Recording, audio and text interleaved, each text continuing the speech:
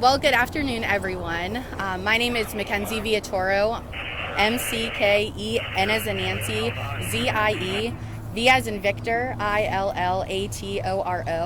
I'm the Emergency Management Specialist with the Portage County Emergency Management Agency. Thank you all for attending our press briefing today regarding the incident on the Mogadore Reservoir. Today I have with me to my left is the Chief of the Suffield Township Fire Department, our Hazmat Team Coordinator, our Dive Rescue Team Coordinator, Lieutenant Golias with the Ohio State Highway Patrol, and Captain Lou Vincent from the Portage County Sheriff's Office. I will now defer to Chief Rasnick to kind of talk about the response efforts from today. So Chief, Chief, come on up.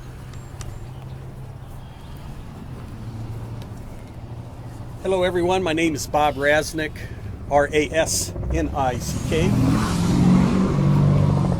with the Motor Division, with the Suffield Fire Department. The Suffield Fire Department received an alarm this morning at 7:11, report of a helicopter crashing into the Mogadore Reservoir right here behind you. Our initial response brought the Portage County Water Rescue Team, the Portage County Hazardous Material Team, the Portage County EMA, Portage County Sheriff, the State Patrol, and the Portage County Incident Management Team. We had a lot of resources coming in, involved and working together very quickly on this incident. We came in, we deployed boats to the water. We were able to find the location where the helicopter went down. Ended up that he hit the high tension wires that are over here. Broke one wire across the top. It is not carrying current, but it did come down on the ground. Ohio Edison officials were here and they secured those lines and grounded them to make sure there would be no hazard to anybody. The EPA has been here. We put boom out on the lake to contain any spill that would come up. So the natural resources have been contained and preserved, and they're safe out here. We did the divers, and I'm sure the water rescue team commander will address this in the dive operation. We did pull the pilot of the helicopter out, and I'll let Scott Simmons, commander, talk to that.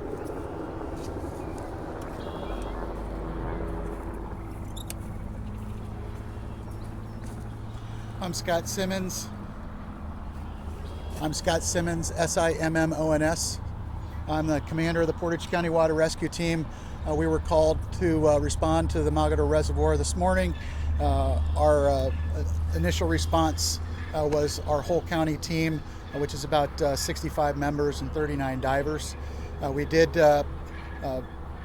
once we got on the team, try to establish if we had a good last scene point to effect a rescue operation, and at that point we did not. So we decided to go into what's called a recovery mode, where we actually slow operations down and kind of do things a little bit more defined and a lot more safe. From that recovery mode, we decided that the best operation was to do multiple different things. We have a handheld sonar, and we put a rescue swimmer in the water with the handheld sonar to see if he could discover that. We had boats in the water running side scan sonar to see if we could find the helicopter. In turn, we also, thanks to the Brimfield Police Department, they brought their drone out immediately. The drone was put in the air, and we instantly saw a area where oil was coming to the top of the water, so we focused on that area. We did send our boats over with the sonar to that area as well, and we did find the helicopter. Because of how far it was from the shore, we could not run a shore-based operation, so we did have to run a boat-based operation.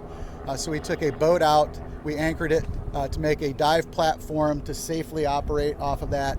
Once we had that dive platform in place, we sent our first diver under the water at 9:29 a.m. He found the helicopter at 9:33 a.m. and we recovered the pilot of the helicopter at 9:35 a.m. Any questions from me? Could you just, for people who don't know, go into a little more detail the challenges of a boat-based operation like this one? Absolutely. There is definitely challenges of a boat-based operation. Not being at the shore, we don't have easy access to all the equipment. So we had to use multiple boats that we have on our team to actually shuttle divers out to the boat that was anchored, as well as equipment to the boat that was anchored to run that operation off of that anchored boat. We also dealt with fuel as well in the water. So once our divers did come out of the water, we also used the Portage County Hazmat team and the Portage County decon trailer to actually decon our divers as they came out because of the fuel that was in the water that they were exposed to. How long did it take you to retrieve? I know you pulled out an individual, correct? Yes. How long did it take you to retrieve that individual? 2 minutes.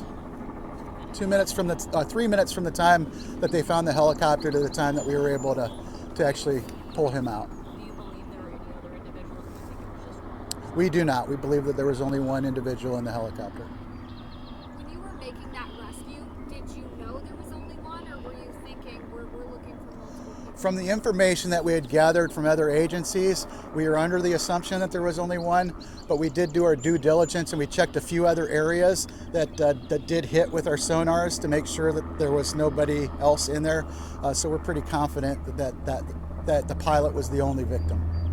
Now, I don't know if you have the answer to this or if the EPA, when it comes to the oil, the leakage from the chopper, is there any concern over the wildlife? Is there any concern over the reservoir? I'll turn that over to the EPA to answer that one for you. Yeah.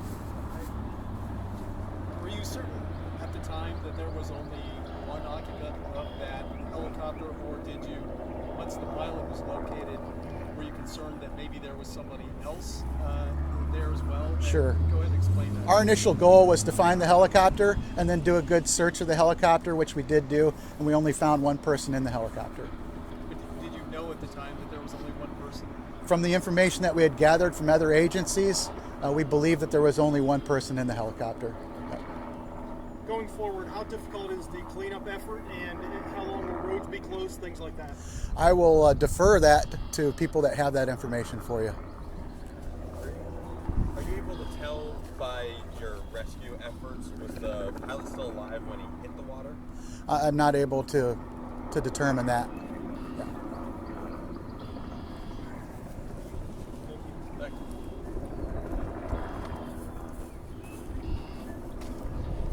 Hello, I'm Craig Peeps, Lieutenant with Kent Fire, Portage County Hazmat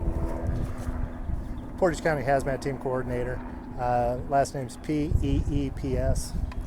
The Hazmat team was called out approximately 2 to 3 minutes after the dive team was. We responded. We were able to put a water boom in to gather the fuel. That boom will be in place probably a couple of days at a minimum, maybe up to a week, until they recover the copter out of the water. At this time, the EPA is working with the flight company to figure out what that schedule is going to be. Other than that, we have boom here at the dam, and we also place boom farther up closer to the crash to catch it in 2 areas. Cleanup wise, EPA will take over that with contractors. They'll be cleaning up around the edge of the lake where we have collected it further towards the crash, and then it's an option to use a vacuum truck or something like that to collect down here at the dam also. Yes, sir. What happens now with that helicopter? Can you explain to me the process now of recovering it from the reservoir? The helicopter company, their insurance, Sheriff SO and OSP, all the initials will get it and lift it through a salvage company. So. Will you explain in very simple terms why it matters that this water is cleaned, why all of this is cleaned up?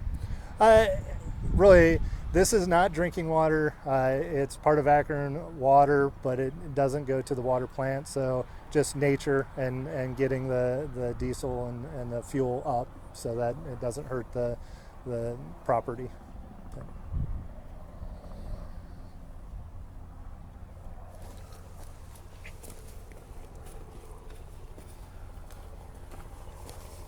My name is Captain Lou Finson, Lewfinsen. I'm with the Portage County Sheriff's Office. Our deputies received the call around 7:36 this morning, and 2 units responded. They quickly secured the scene, closed off roads, called in additional units, and preserved everything for OSP to be called to handle the investigation. We do know that there was at least one deceased from the crash, and we are deferring all that to OSP and the FAA to gather that information when they retrieve everything from the flight. Yes. Can you tell us anything about where this helicopter is from, what they were doing, and the pilot was doing at the time? The only thing I know as far as that goes is he flew out of Medina this morning, stopped and refueled. I'm going to let OSP handle that part. I don't want to step on any toes as far as the investigation goes, so I don't want to misspeak on anything of that nature. Are you identifying the pilot at this time? He has been identified. The family has been notified, but again, we're going to defer that to the Ohio State Patrol in their investigation. We came here in support of the agencies that are going to be handling this, and that's what our role was in this particular crash. We believe there's only one person on board? As far as I know right now, yes. And you said your men were first on scene this morning? That's correct. There were a couple witnesses. They were questioned, and statements were gathered from the witnesses also. How quickly does a team effort have to come together when you're first on scene? Is that a little hectic for your men? It absolutely is. They did a phenomenal job. These deputies came here, knew exactly how to network. Their supervisors were very much in control of the situation and getting personnel out here and notifying the proper agencies to come and handle this. Captain, I would imagine there's a high degree of anxiety knowing that there's a helicopter missing and not being able to identify specifically where it is. I don't know if you can articulate. Absolutely. First and foremost, thoughts and prayers and condolences to the family. And whenever there's a tragedy like this, the anxieties are high.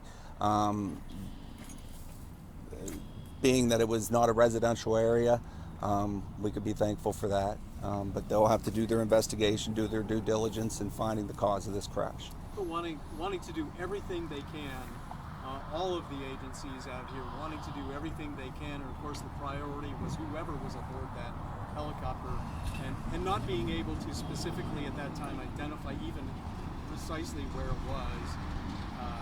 I would think that lends itself to a bit of anxiety. Absolutely. And again, our deputies did a phenomenal job getting here and evaluating the entire scene, seeing the debris on the water, and taking the appropriate action to make sure the scene gets secured and nothing's compromised. Anything else? Thank you.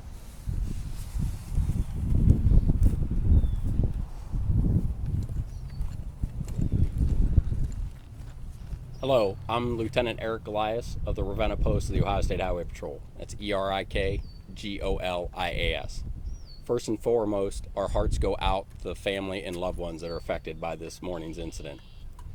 Just after 7 a.m., the Ohio State Highway Patrol received a call of a helicopter crash in Mogadore Reservoir. Preliminary investigations show that a Schweizer 269C struck power lines over the reservoir and crashed into the reservoir. We have identified the lone victim as Anthony Jones, 52 years of age, out of North Royalton, Ohio. We are assisted at the crash scene by Suffield Fire Department, Portage County Sheriff's Office, National Transportation Safety Board, the Federal Aviation Administration, and Portage County EMA.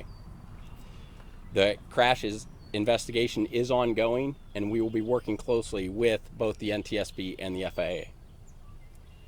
Now, you guys say witnesses saw the crash. How many witnesses is that? That's still, and we're still in preliminary investigation stages there, but we are working on gathering witness statements. And how deep is the plane in the reservoir? I would have to refer that to the dive team with the water rescue. 22 feet. As far as the power lines, Why was the helicopter so close to those lines? Do you have any? We don't have that. We don't know that at that time. That is one of the things we're working with the FAA and the NTSB to try to determine the circumstances around the incident. As far as do you know yet, was the pilot still alive when he hit the water? We don't know that at this time. That'll be investigated through the Portage County Coroner's Office. Do we have an age on the pilot? 52 years of age, of North Royalton. Will you talk more about the landscape of the reservoir? Like, I know you can't say why the pilot was flying close to the power lines, but were they hard to see? Anything like that? Obviously, the time of the crash, it is right there at dawn time. The exact lighting conditions, I don't know at this time, at the time of the crash. So a lot of that I cannot answer directly. Is he a pretty experienced pilot? We're still gathering information on all that by working closely with those federal entities. Do you know, are those lines that were struck, have those been an issue in the past for other pilots? Have there been any close calls or anything like that? I have no knowledge of any prior crashes there. Has the plane been removed? If not, what's that timeline look like? It has not. So obviously, due to the safety concerns of it being in the water, there is a process that goes down on how it gets removed in that timeline. We do not have that timeline at this time. Do a message for people maybe avoiding this area for how long? Any kind of estimation when things could be opened up again? Right now, I don't have the exact timeline estimations. The roadway should be opened up again once we've gathered what we need and our partners have gathered what they need. We should be able to open the roadway back up. Just go over all the disruptions right now, so we can just go over where people can't go and where things are now. Okay, it's really just Sunnybrook Road in the section there from the dam to Sachs Road is closed. And like I said, I hope to be opening that roadway shortly. Is the chopper still in one piece? I do not know that. What was the purpose of the flight? We're still gathering that information from a flight log and stuff like that with our partners from NTSB and FAA. I know that the chopper's fueled up before the crash. Have you been able to do any interviews at that airport? Was there anything that seemed like a problem with the chopper maybe before when he was fueling up? That we're still all in the preliminary investigation stages on that, so I cannot answer that at this time. Said the chopper came from Medina, correct?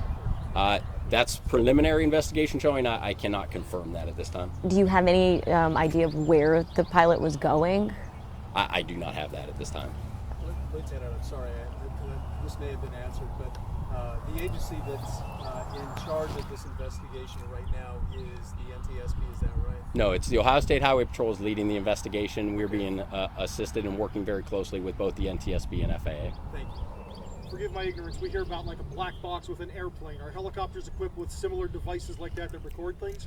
That would be a question for our partners with those entities. So the way the Highway Patrol is leading that investigation, so just like everybody pulled together resources today, you talked about something in the water. Well, a deputy can't go in the water, right? So he immediately calls water rescue. This is the same way we work with our partners within those aviation administrations, is we work directly. They help us with their resources to be able to gather the intelligence and the evidence that we need to thoroughly investigate that crash. So I don't have all of that at this time in the investigation.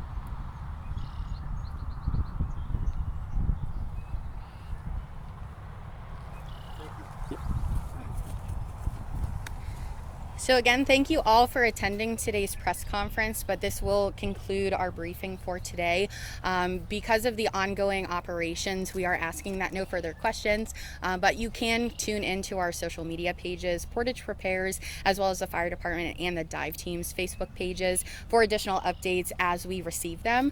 Otherwise, you can reach out to our office at 330-297-3607, and we can best direct you to the appropriate agency. But thank you all. I hope you enjoy your weekend.